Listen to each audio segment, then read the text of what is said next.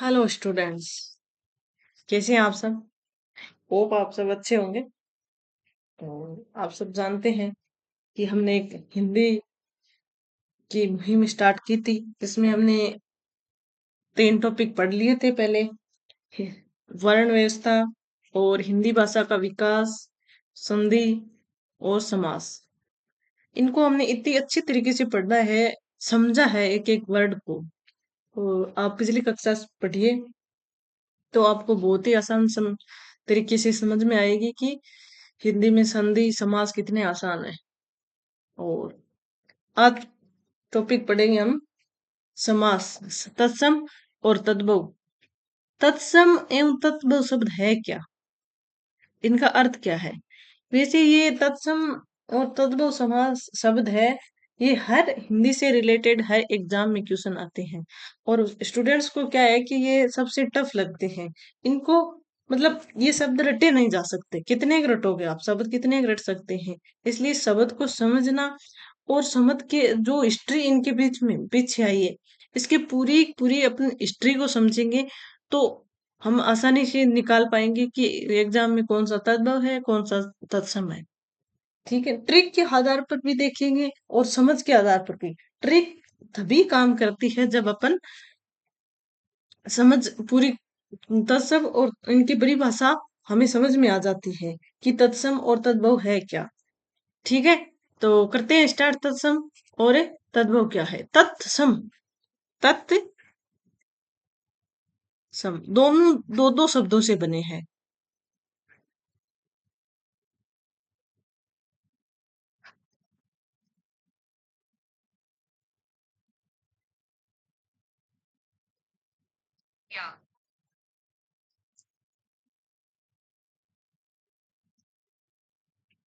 और तद्भव, तत्सम का क्या अर्थ? तत् का मतलब उसके समान, सम मतलब उसके समान। किसके समान? संस्कृत। जो संस्कृत में एज ए टिक वैसे के वैसे ही शब्द हिंदी में प्रयुक्त होने लगे, उनको क्या कहते हैं? तत्सम। ठीक है। और तद्भव, तद्भव शब्द वे होते हैं जो मतलब हिंदी संस्कृत से परिवर्तित होके हिंदी भाषा में हिंदी के रूप में प्रयुक्त होने लगते हैं, उनको क्या कहते हैं? तद्भव। अब देखो यहाँ पे तत्सम शब्द है, उसके तत् मतलब उसके समान, अर्थात संस्कृत के समान। वे शब्द जो संस्कृत भाषा में बिना किसी परिवर्तन हिंदी भाषा में ज्यों के त्यों प्रयोग होने के लिए जाते हैं। मतलब जैसे अग्नि, सूर्य, ग्रह, दुग्ध, दंत, मयूर, ये सब क्या है? संस्कृत शब्द है। वे ऐसे वैसे के वैसे ही हिंदी में भाषा में जो के त्यों प्रयोग में लिए जाते हैं, तो वो होते हैं तत्सम शब्द। तद्भव क्या है? भव, तत् उसके भव मतलब उससे उत्पन्न, संस्कृत से उत्पन्न शब्द होते हैं। वो कौन से? तत्व वे शब्द जो समय के साथ संस्कृत से परिवर्तित होकर पाली, प्राकृत, अपभ्रंश, इससे पाली, प्राकृत और अपभ्रंश से होते हुए हिंदी में आए हैं, वो क्या है? तद्भव शब्द है। जैसे आग का क्या बन गया? अग्नि का क्या बन गया? आग। अग्नि का क्या बन गया? आग। सूर्य का क्या बन गया? सूरज। ग्रह का क्या बन गया? घर। दुग्ध का दूध। और दंत का दांत। मयूर का मोर। ये क्या है? ये मतलब इनके जो समय के साथ संस्कृत से परिवर्तित होकर पाली, प्राकृत, अपभ्रंश होते हुए जो हिंदी भाषा में आए हैं, वो होते हैं तत्सम, तद्भव समान शब्द। अब संस्कृत भाषा के प्रत्यक्ष प्रभाव किस हिसाब से पढ़ा हम? जैसे प्राचीन में क्या हुआ कि संस्कृत जो आम जन को संस्कृत भाषा है वो बोलने में कठिनाई होती थी, और संस्कृत भाषा नियमों में बंधी होती थी। और कोई भी जब पुस्तक की परिभाषा लिखी जाती है, जब पुस्तक को भाषा का रूप दे दिया जाता है, तो क्या होता है वहां पे? मतलब पुस्तक को नियमों में बंध के लिखा जाता है। तो नियमों में बंद लिखा जाता है, नियमों में बंध के कारण उसे आम जन को वो भाषा हार्ड लगने लगती है। तो प्राचीन जैसे ये शब्द हमारी मूल संस्कृत भाषा के शब्दकोश से सीधे हिंदी भाषा में स्वीकार किए गए हुए होते हैं तत्सम शब्द। अब जैसे साहित्यिक में इसका भाषा का प्रयोग है, इनका प्रयोग मुख्य रूप से उच्च स्तरीय साहित्य शास्त्रीय ग्रंथों और औपचारिक लेखन में भी किया जाता है। कठिन उच्चारण में इनको संयुक्त व्यंजनों, संस्कृत ध्वनियों और बाहुल्यों से होता है, जिनका उच्चारण गंभीर रूप से होता है। क्या होता है संस्कृत में, पहले स्टार्टिंग में क्या हुआ था कि संस्कृत के जो भी शब्द होते हैं, अब जैसे मान लो कि संस्कृत का कोई भी शब्द है, संस्कृत का कोई भी शब्द है, जैसे आपने पीछे देखे थे, यहीं पे देख लेते हैं, एक गृत शब्द है, इसको पहले लोग घी की जगह है, अब इसको क्या कहने हैं, हम अपन क्या यूज में लेते हैं, घी। तो इसको पहले संस्कृत में जब वैदिक संस्कृत बोली जाती थी, स्टार्टिंग में क्या होता था, वैदिक संस्कृत बोली जाती थी। वैदिक संस्कृत बोली जाती थी तो वहां पे क्या होता था कि संस्कृत तत्सम शब्द के नियम, जैसे घृत, अब क्या बोला जाता है इसको, घी। तो ये घृत से घी कब तक परिवर्तित हुआ, स्टार्टिंग में क्या होता था कि घृत कब बोला जाता था, वैदिक संस्कृत में। वैदिक संस्कृत में, वैदिक संस्कृत में घी को घृत बोला जाता था। तो जैसे वो, अगर अपन को कोई भी भाषा है, इस शब्द को क्या कहते हैं, तत्सम शब्द, इसको क्या कहते हैं, घी को, जो अभी अपन भाषा में प्रचलन हो रहा है उसको कहते हैं तद्भव शब्द।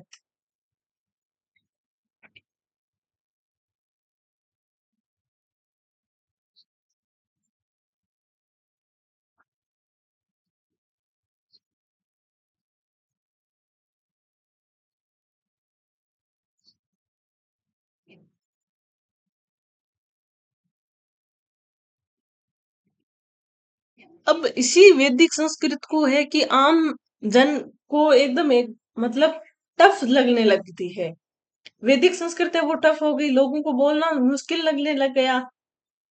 अब दूसरा पड़ाव अगला आया इसका, वो फेमस किया था लौकिक संस्कृत। अगला पड़ाव कौन सा था, लौकिक संस्कृत।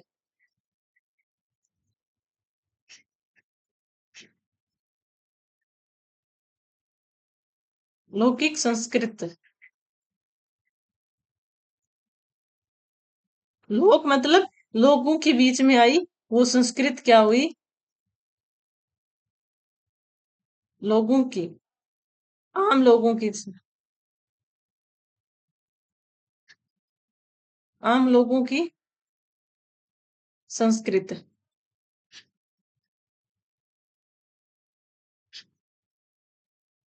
अब इसमें क्या है कि आम लोगों की इसको, इस इस पड़ाव से यह तक आई कि लोगों को मतलब हर एक चीज थोड़ी सी नियमों को खुला दे दिया गया, छूट दे दी गई, और धीरे धीरे इसको लोगों में मतलब ये होने लगा कि अब आम लोगों की ये भाषा होगी, वैदिक संस्कृति तो टपने लगी, इससे लौकिक संस्कृति वही हुई जो लोगों की होनी है। अब ये भी लोगों को टफ लगने लगी, तो संस्कृत, ये लौकिक संस्कृत भी लोगों को कि टपने लगी, तो संस्कृत टफ टफ से लेके,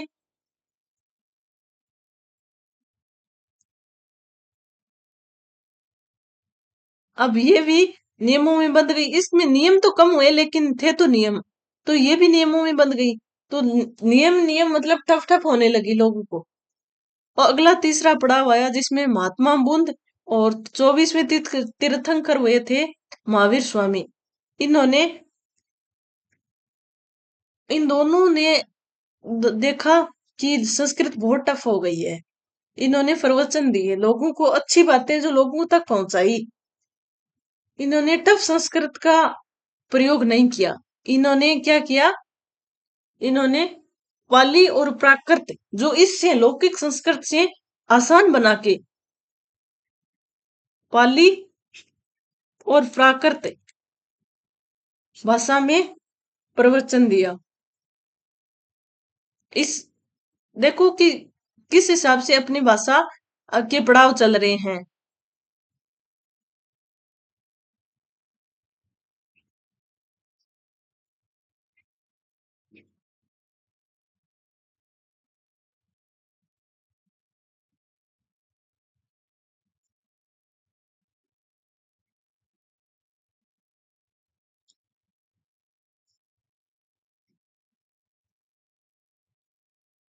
फिर क्या हुआ कि इन दोनों ने, किसने, महात्मा बुद्ध और महावीर स्वामी ने, जो 24वें तीर्थंकर थे, महावीर स्वामी, वो इन्होंने क्या किया कि इन पूजनीय कह सकते हो या फिर भगवान ईश्वरीय रूप भी कह सकते हो, क्योंकि आजकल लोग इनके जाने, ये खुद तो नहीं कहते थे, ये खुद तो सिर्फ इतना कर्म पे ही इन प्रधान मानते थे कि कर्म करो, कर्म ही सब कुछ है, ईश्वर कुछ नहीं है, अपने कर्म करते जाओ और आगे बढ़ते जाओ। तो इन्होंने क्या किया कि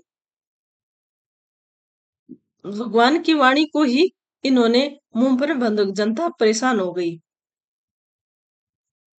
और चौथी कड़ी से जो इन्हीं से जन्म ले ली, जिसका नाम दिया गया अपभ्रंश। अपभ्रंश का मतलब क्या होता है? भ्रष्ट भाषा, मतलब मिक्सर भाषा, मतलब मिक्सर भाषा, सभी प्रकार से शब्द। फिर इसी का पड़ाव आगे अपभ्रंश से ही हिंदी में आके हो गए।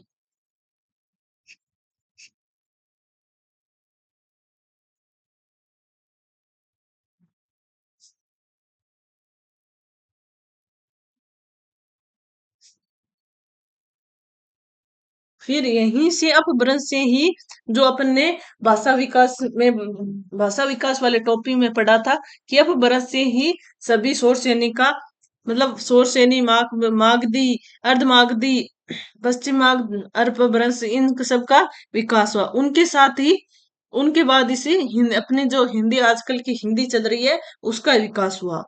पहले क्या हुआ कि संस्कृत है, ये वैदिक संस्कृति टफ थी, जो आमजन में जो नियमों में बंधी हुई थी, ये टफ थी। उसके बाद क्या हुआ कि लौकिक संस्कृति, उसको थोड़ा सा आसान बना लिया, और लौकिक संस्कृति, और लौकिक संस्कृति को और थोड़ा आसान बनाने के लिए पाली और प्राकृत, और इसी को, इसको ईश्वरी रूप प्रदान कर दिया गया। तो इसी को अपभ्रंश रूप, इसके बाद अपभ्रंश आया, जो भाषा का भ्रष्ट रूप था, भ्रष्ट रूप, भ्रष्ट भाषा के रूप में प्रयुक्त होने लगे। इसके बाद इसी अपभ्रंश से शोर सेनी, मागधी, अर्धमागधी, पूर्वी, ये सब अपभ्रंश निकले। इसके बाद क्या हुआ? हिंदी भाषा आई।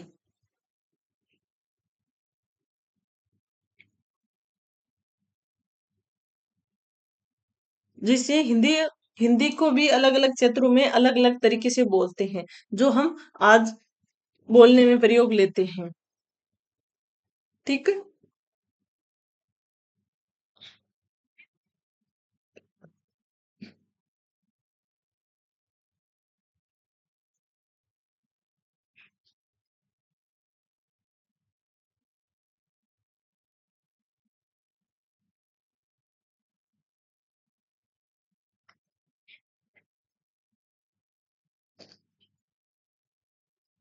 अब ऐसे शब्द जो यहाँ पे थी और यहाँ तक एजेटिक चले आ रहे हैं, वो शब्द क्या होते हैं?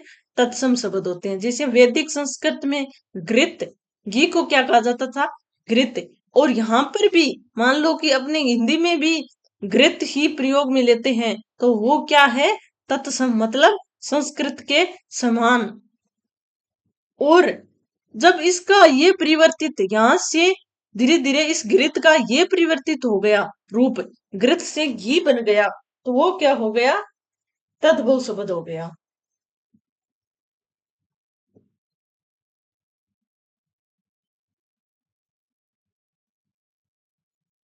अब क्या है कि तत्सम के नियम, संयुक्त वर्ण और व, ब और शय का नियम।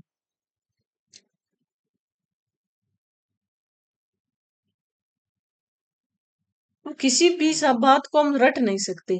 तो किसी भी बात को, किसी, मतलब अपन को अंडरस्टैंडिंग करना बहुत जरूरी है, क्योंकि ट्रिक तो देखते हैं, प्रमुख ट्रिक्स तो होती है, लेकिन अंडरस्टैंडिंग करना बहुत जरूरी है। किसी ये कैसे ये बनते हैं, कैसे सीधे ही अपन ट्रिक्स पे देखते हैं तो याद नहीं होते, और नए ट्रिक से पास होते हैं। ये सब क्या पीछे क्या पढ़ा? वो था अंडरस्टैंडिंग। अभी अपन नियम के अनुसार देखें, तत्सम और तद्भव नियम क्या होते हैं?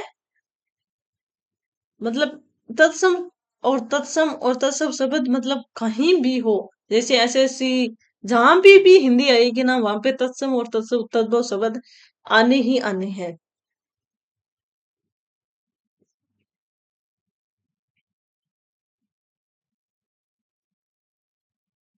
अब कुछ नियम अपन देखो कि संयुक्त अक्षर होते हैं ना, जैसे संयुक्त अक्षर कौन कौन से हैं?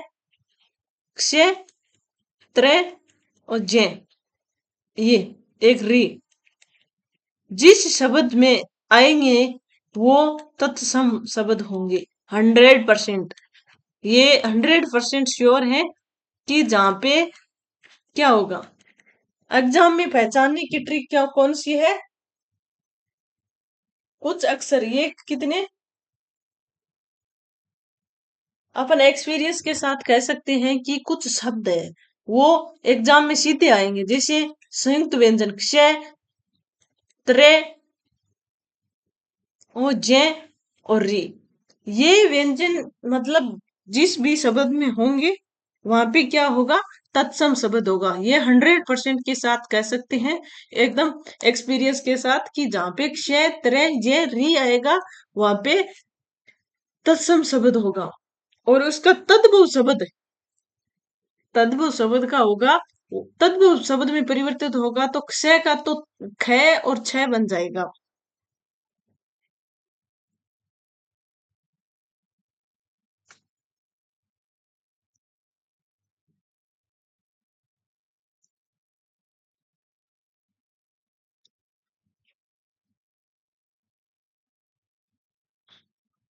ये शब्द हो, ये वर्ण है, व्यंजन है, ये तद्भव शब्दों में कभी भी नहीं आ सकते। याद रखता, जैसे घृत, अक्षर, ग्रह आदि शब्द, जैसे अश्रु,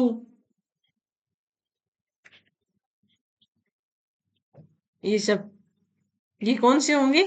तत्सम शब्द होंगे। अब रे के रूप,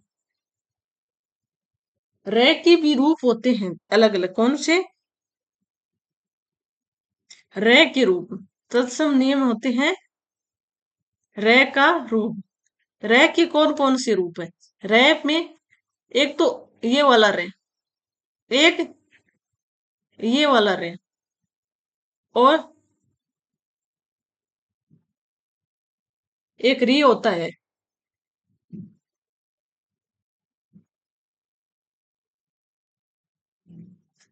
अब जैसे, एक मिनट, आपको अच्छी तरह से कैसे ही समझाते हैं। जैसे एक ये वाला रे, एक ये वाला रे, और एक ये वाला रे, ये तीनों रे जहां जिस जिन वर्णों में आएगा वहां पे तत्सम रूप, तत्सम शब्द होंगे। क्या होंगे? तत्सम रूप होंगे। जिस भी शब्द में ये रे का तीनों रूप आएगा वहां पे क्या होगा? वहां पे तत्सम शब्द होगा। ठीक है भाई।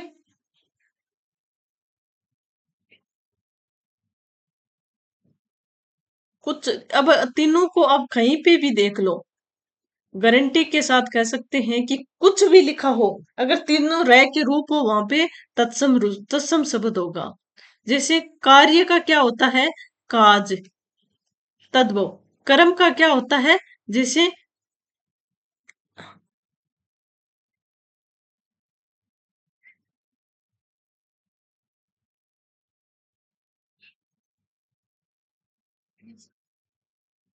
ठीक है, ये तीनों राज्य कहीं भी कुछ भी लिखा हो तो वहां पे क्या होगा? तत्सम शब्द होगा। ठीक है। अब क्या है कि अपन को जैसे कुछ शब्द देखते हैं, अब इस रह के नियम वाले में कुछ शब्द देखते हैं, जैसे चन्नर, सरकरा, उस्टर, कर्पूर, ये आ रहा है ना सब में, ये रह का अलग अलग रूप आ रहा है ना, ये किस में, ये सब क्या है, ये सब है तत्सम। जिसमें भी रह के अलग अलग रूप होंगे वो कौन से होंगे, तत्सम। ये ट्रिक एग्जाम में पहचानने की। और इनका क्या बनेगा तत्सव रूप, तत्सव बनेगा चांद, शक्कर,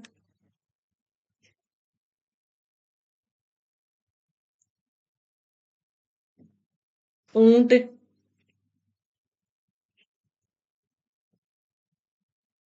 कपूर। ठीक है, ये रह वाला नियम समझ में आ गया आप सबको।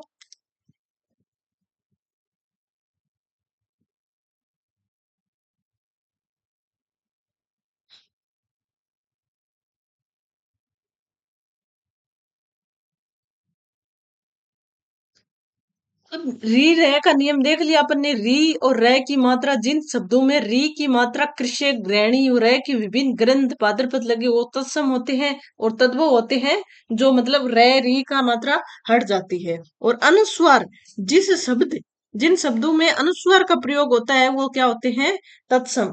जैसे दंत, अड़ंग, इनमें होता है। जबकि चंद्र बिंदु लगा होता है वो होते हैं तद्भव शब्द। चंद अनुस्वार का प्रयोग होगा वो तत्सम होगा, और चंद्र बिंदु लगा होगा वो क्या होगा, तद्भव शब्द होगा। ठीक है, अब मूर्धन्य और क्षय वर्ण, नियम छठा क्या बता रहा है कि मूर्धन्य मतलब ये क्षय वर्ण है, इसका प्रयोग केवल और केवल तत्सम शब्दों में किया जाता है। जैसे कृषक, ज्येष्ठ, महिष।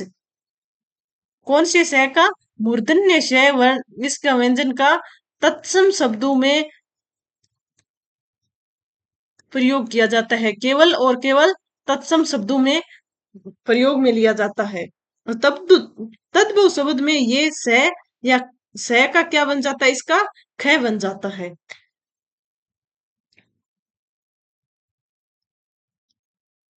अब ये वाले नियम देख लिए अपन ने। स का क्या बन जाता है, ख का छ। अक्षी का क्या बन गया, आंख। अक्षर का क्या, स का क्या, अक्षर।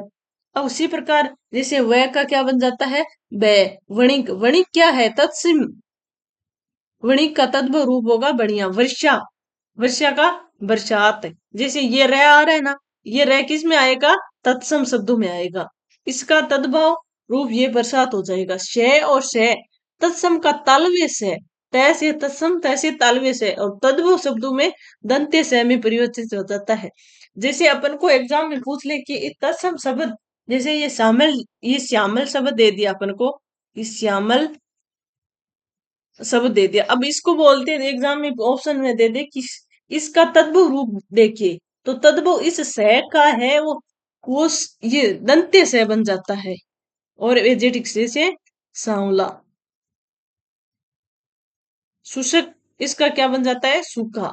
अपन को मतलब रटने की जरूरत नहीं है, बस कुछ थोड़ी सी अंडरस्टैंडिंग की चीजों की जरूरत होती है। चीजों को क्या करने की जरूरत होती है, अंडरस्टैंडिंग। अगर एक बार देख लिया ना अपने को अंडरस्टैंडिंग करके जिन वर्णों, शब्दों, व्यंजनों को, तो फिर ये समझने में बहुत ही आसानी होगी कि तत्सम और तत्भव में भेद कैसे करें, अंतर कैसे करें।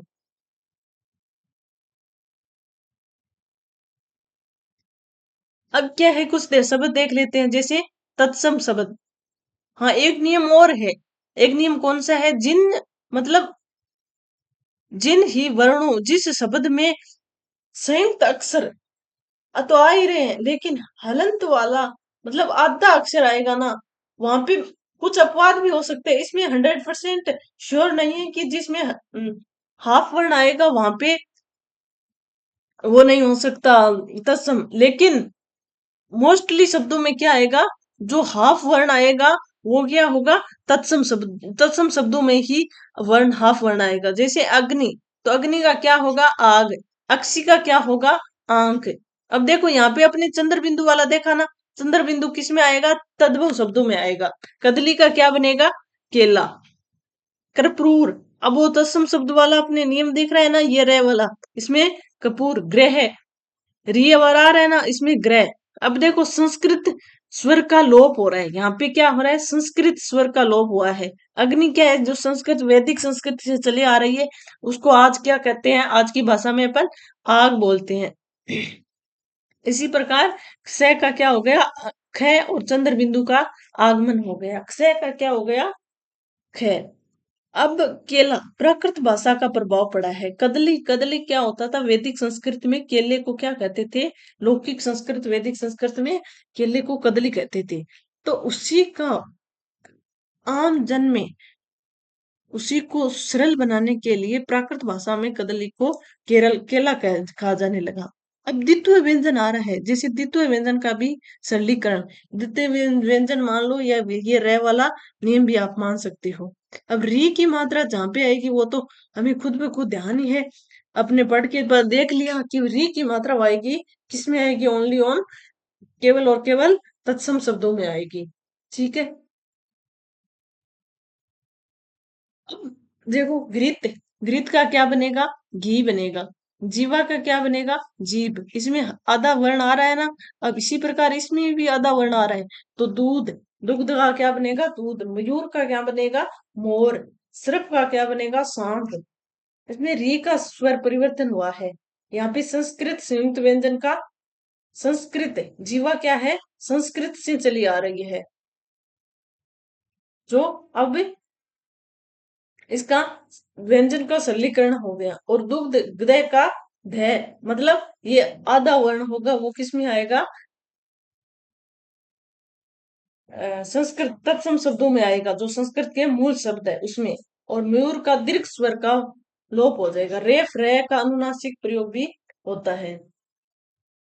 अब हिंदी में वो तत्सम शब्दों का मतलब हिंदी में तद्भव शब्द ही होते हैं मोस्टली 52%, और तत्सम शब्द है वो 28% है, और देशज शब्द है वो 12% है, और विदेशी आगत शब्द कितने हैं, 8%।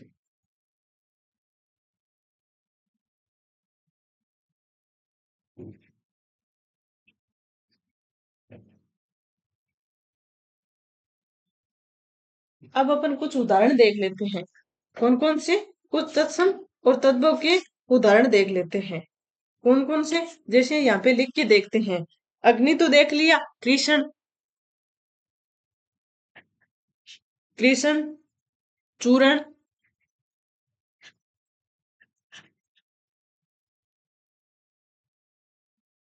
द्रम, अक्षर, ऋषि,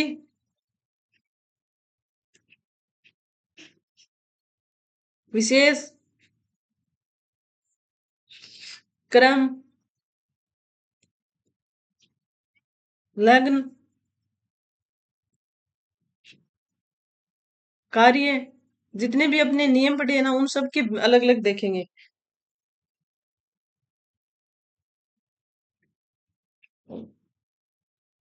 एक तो यहाँ पे सत्य लाइन भी नहीं।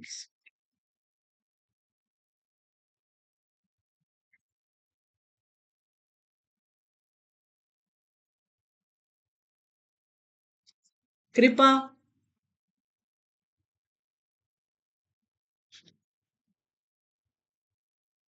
सृग,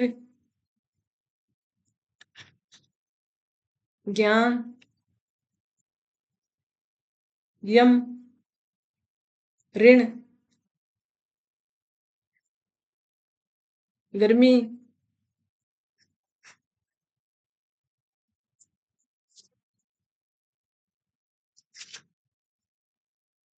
करण, उष्टर, उलूप, कार्तिक। कुछ टफ टफ टफ शब्द ले लेते हैं। कार्तिक, कदली, कुकुर,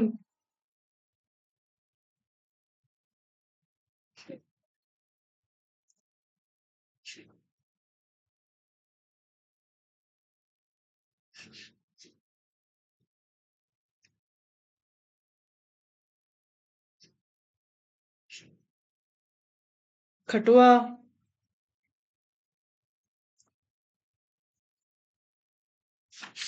ठीक है। अब इनको क्या है कि हमने देखा है, कृष्ण का क्या है, इसमें तो अपन ने जो नियम पढ़े हैं उससे हिसाब दिख रहा है कि रे, क्री, री वाला है, तो ये तो तत्सम है, तत्सम। और तद्भव। और इस कृष्ण का क्या बनेगा? कृष्ण का क्या बनेगा?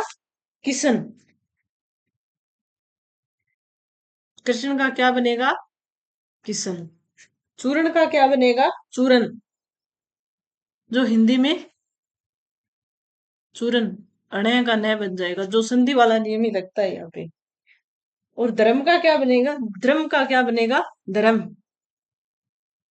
और अक्षर का क्या बनेगा? अक्षर।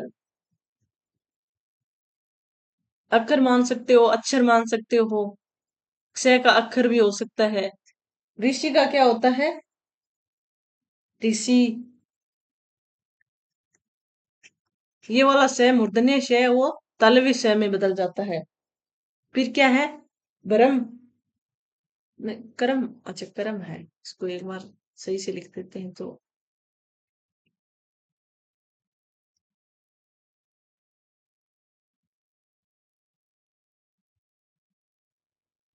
मैं भी पूछ, कर्म का क्या होता है? कर्म। कार्य का क्या होता है? काम। या कारज, कुछ भी कर सकते हो आप। कारज। कृपा का क्या होता है? कृपा। कृपा का क्या बनेगा?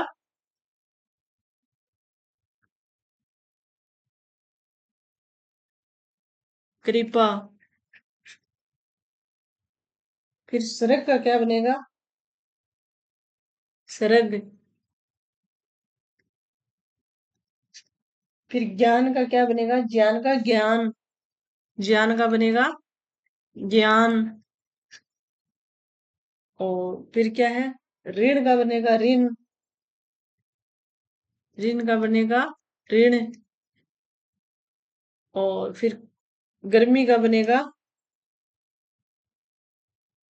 गर्मी।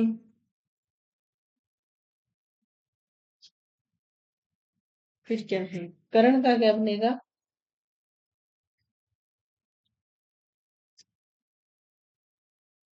कान। कर्ण का क्या बनेगा? जो वैदिक संस्कृत में कान को क्या कहा जाता था? कान। और कार्तिक का क्या बनेगा? कार्तिक।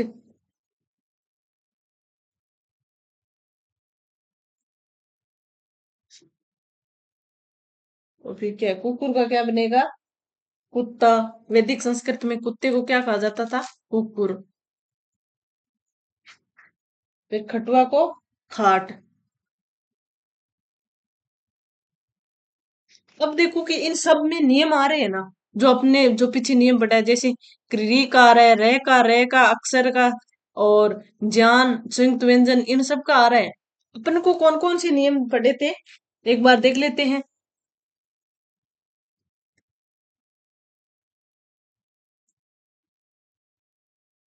कौन कौन से नियम पढ़े थे? कि रे, री और रे की मात्रा होगी वहां पे अन, वो तत्सम शब्द आएगा, और अनुस्वार, अनुस्वार अनुस्वार आएगा वहां पे, तत्सम होगा, और चंद्र बिंदु होगी, वो तद्भव शब्द होगा। जैसे दांत, आंख, गांव, ये क्या है? तत्सम शब्द है। और दांत का दंत और अडंग, ये क्या है? तत्सम शब्द है। और जैसे री मूर्धन्य श वर्ण का केवल और केवल किस में होगा? तत्सम शब्द में होगा प्रयोग। ठीक है भाई। अब रे वाला रे के अलग अलग रूप देखे थे, और अलग अलग रूप में ये जहां पे भी लिखा जाए कुछ भी हो, ये रे आए, वहां पे 100% श्योरली के साथ कह सकते हैं वो तत्सम शब्द होंगे। एग्जाम में जब भी एक क्वेश्चन आए, वो अपनी ट्रिक और अपने जो नियम देखे हैं वो याद कर लेना। बस आपके तत्सम और तत्सम शब्द कभी गलत नहीं होंगे। और जैसे संयुक्त व्यंजन, जिन शब्दों में संयुक्त व्यंजन जैसे क्ष, तरह, जय और री शब्द आए, वो ओनली ऑन केवल और केवल तत्सम शब्दों में आएंगे, न कि तत्सम शब्दों में। अब तद्भव और तत्सम शब्दों को पहचानने के लिए हमें इतना काफी है, क्योंकि हमने बहुत अच्छे तरीके से पढ़ लिया है कौन कौन से नियम है। केवल और केवल हम ट्रिक के आधार पर नहीं कर सकते। जैसे हमने पीछे पढ़ा था कि वैदिक संस्कृति टफ थी, इसको थोड़ा आसान करने के लिए लौकिक संस्कृत बनाई, और इसको थोड़ा और आसान करने के लिए भगवान बुद्ध और महावीर, जैन जैन तीर्थंकर महावीर स्वामी ने पाली और प्राकृत लोगों को जो प्रवचन दिए उसको आम जन को समझ में आए, इसी भाषा ऐसी भाषा बनाने के लिए पाली और प्राकृत प्राकृत को प्राकृत भाषा में दिए। और उसी को आसान बनाने के लिए अपभ्रंश, जो भाषा का भ्रष्ट रूप जिसमें मिक्सर सभी प्रकार की भाषा को वो बोलने लगा। उसके बाद अपभ्रंश से ही जो पाली वो अलग अलग स्वर से नहीं मागधी अर्थ मागधी, उससे ही पहाड़ी हिंदी, राजस्थानी, ये सब कुछ जो हम अलग अलग क्षेत्र के हिसाब से हम अपनी बोली बोलते हैं या भाषा बोलते हैं, उन भाषाओं का धीरे धीरे विकास होता गया। उसी उन भाषाओं को विकास होते होते मतलब जिस शब्द उस समय वैदिक संस्कृत में घृत बोला जाता था, तो घृत को जैसे एजेटिक शब्द आज में ही हम घृत लिखते हैं, तो ये क्या है, तत्सम शब्द है। और इस घृत को मतलब टॉपिक वाइज चेंज होते होते अपभ्रंश हमारी हिंदी तक आ गया। क्या, घी शब्द, घी वर्ण आ गया, घी शब्द आ गया, तो ये क्या हो गया, तद्भव शब्द हो गया। मतलब एजेटिक वैसा तत्सम, एक तत्सम मतलब संस्कृत के समान ही शब्द को कहते हैं तत्सम। और तद्भव शब्द वो होता है जो मतलब परिवर्तित होते होते आम बोलचाल में आसानी से समझ में आए।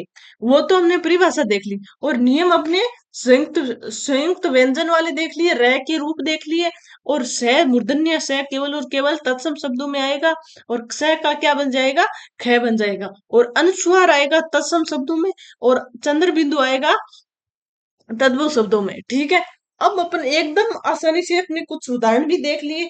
अब भी आपको कोई भी डाउट है तो कमेंट सेक्शन में बता सकते हो, और अगर समझ में ना आए वो भी बता सकते हो कि मैम ये आपने सही नहीं बताया।